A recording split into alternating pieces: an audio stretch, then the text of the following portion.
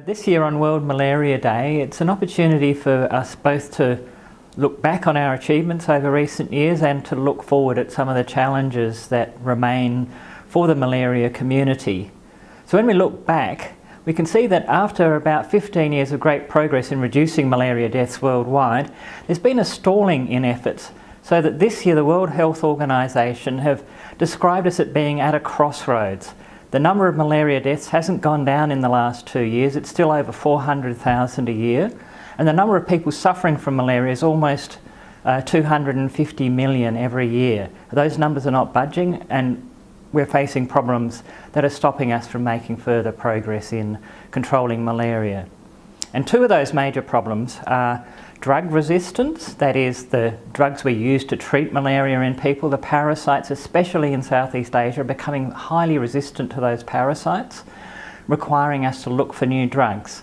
The second issue is insecticide resistance. The mosquitoes that pass on the malaria parasite are becoming resistant to the insecticides that we put on bed nets and other tools that have really helped us bring down the malaria burden. So we need new strategies to help us fight malaria. Now, we do have a malaria vaccine that has been in trials and has shown a moderate amount of protection, but it's not strong enough to really be a tool to allow us to completely get rid of malaria. So we need to take new pathways towards improving malaria control. Now, our institute is leading the Australian Centre for Research Excellence in Malaria Elimination, or ACREAM, funded by the NHMRC. And we've got three main prongs to our strategy to try and help accelerate the elimination of malaria throughout the Asia-Pacific region.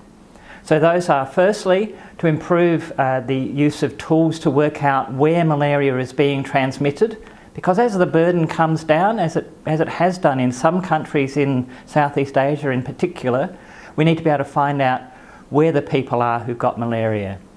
Second, we need to work out which ones of those people have malaria. So we need better tools to diagnose malaria, find the parasites that are lurking in people's blood, often at very low levels.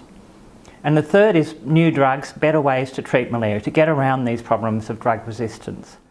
Our malaria research is really trying to develop new tools that will help achieve those goals of eliminating malaria, because we know that by doing that we can bring enormous economic benefit to the countries in our region who are major trading partners of Australia. And so if we do that, there'll be benefits for us too, indirectly through economic prosperity across the region.